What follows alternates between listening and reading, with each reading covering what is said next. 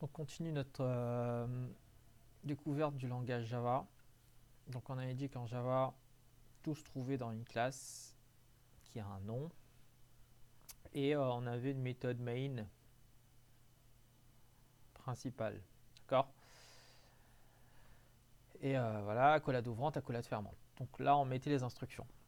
Donc maintenant, je viens en pseudocode là. Donc on peut faire un truc facile, donc on avait vu que on pouvait écrire en Java. Donc je pouvais écrire ce qu'on a écrit. Là j'ai écrit hello. Donc les les quotes, les guillemets pour indiquer que c'est une chaîne de caractères. Et maintenant, ce qui serait intéressant, c'est de lire en fait. Donc c'est-à-dire que l'utilisateur il entre quelque chose au clavier et nous on lit. Donc ça c'est la deuxième instruction fondamentale dans un algorithme, c'est lire. Euh, donc le grand classique serait écrire et lire. On demande, je sais pas, l'âge, et après on affiche l'âge. C'est un grand classique. Donc euh, variable, on aurait besoin d'une variable qu'on appellerait âge en caractère. D'accord. Écrire, là on écrirait par exemple quelque chose comme quel est votre âge.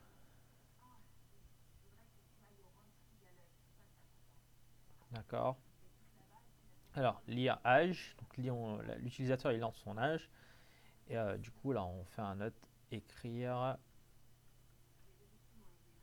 Vous avez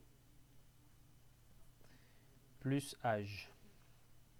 Donc, plus en sus d'être l'opérateur d'addition, c'est en informatique ce qu'on appelle l'opérateur de concaténation.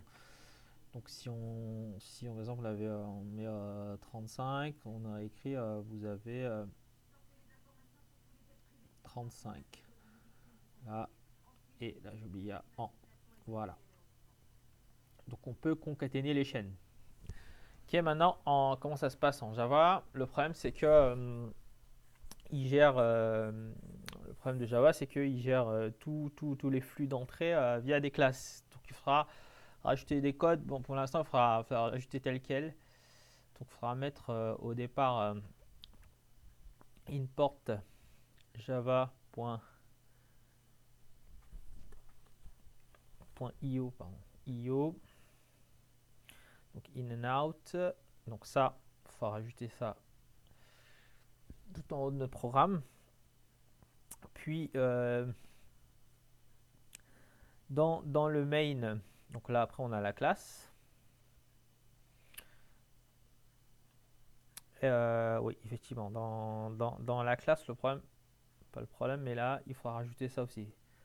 Throws IO exception. Donc ça, ce sera pour après. Donc ça veut dire que. Et donc c'est au cas où qu'il y aurait une erreur. Donc la classe, elle se termine là. Donc on a une méthode main. Ok. Ouvrante, fermante. Les deux instructions, ça va être. Donc on a en pseudocode, c'est écrire, âge. Quel âge avez-vous? Puis on lit, lire âge. Puis on écrit, vous avez tel âge. Ok. Et du coup, ce qu'on a besoin de rajouter là, parce qu'il faut rajouter des trucs, donc il faut faire une déclaration buffered reader in, ça. Puis il faudra dire que in c'est égal à new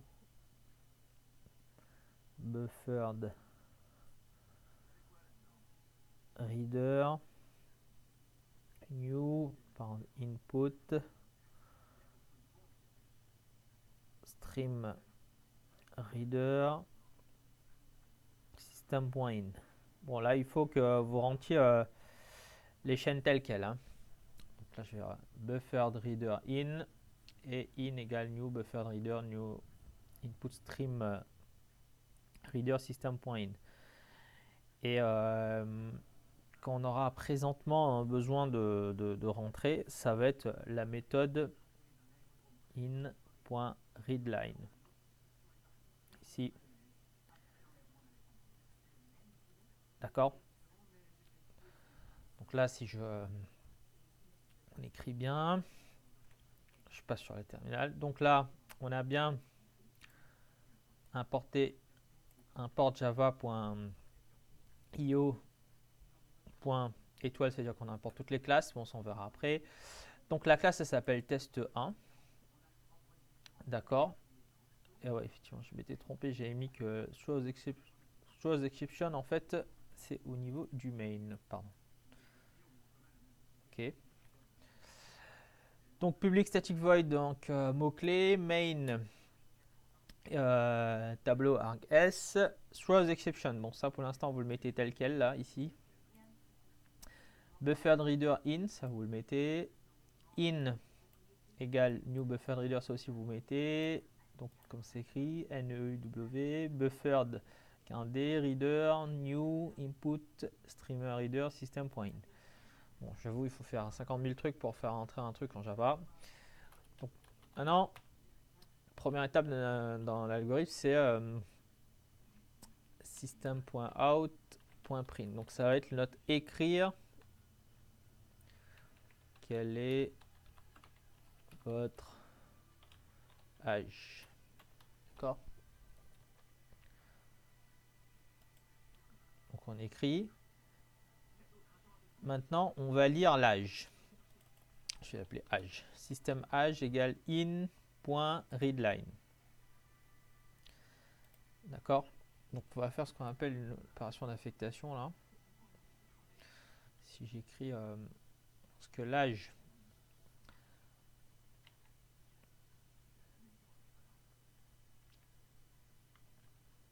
donc l'âge, ça va être une chaîne de caractères. Hein.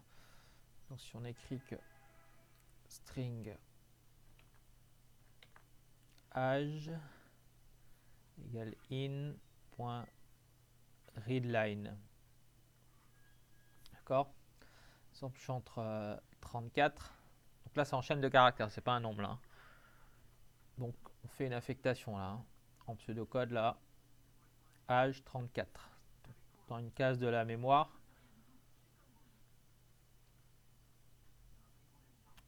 Donc, âge, il va référencer ici là, 34. Ok. Donc, c'est pour ça qu'on écrit string âge in.readline. Donc, on va écrire string.out. Donc, vous avez plus âge. Donc, ce qu'il va faire là, comme on avait dû écrire, vous avez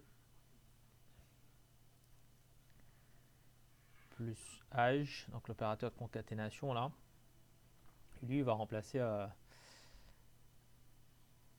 Donc là il concatène bien, donc il additionne bien une chaîne de caractères plus une chaîne de caractères. Hein. Donc ça fait vous avez. On remplace âge par sa valeur 34. Donc c'est bien deux chaînes de caractères, ça donnera à la fin vous avez 34. Si je peux rajouter une chaîne pour dire plus en. Ok, là je vais rajouter ça. Là, plus. Ok. Maintenant je compile, il n'y a pas d'erreur.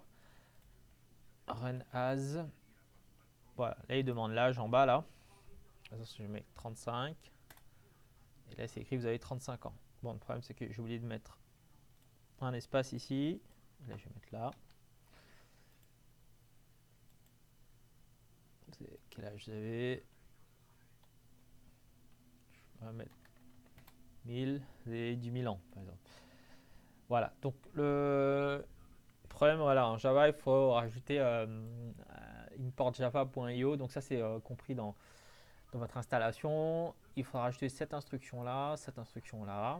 Donc, après on verra après, plus loin ce que ça veut dire. Et du coup ce qui nous intéresse c'est cette méthode readline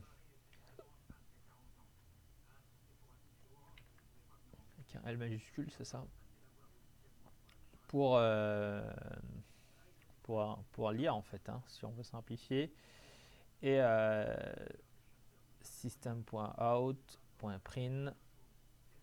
Donc ça c'est pour écrire. Donc je reviens à tout ce qui dit pseudocode et c'est quoi l'équivalent dans un code Java. Voilà.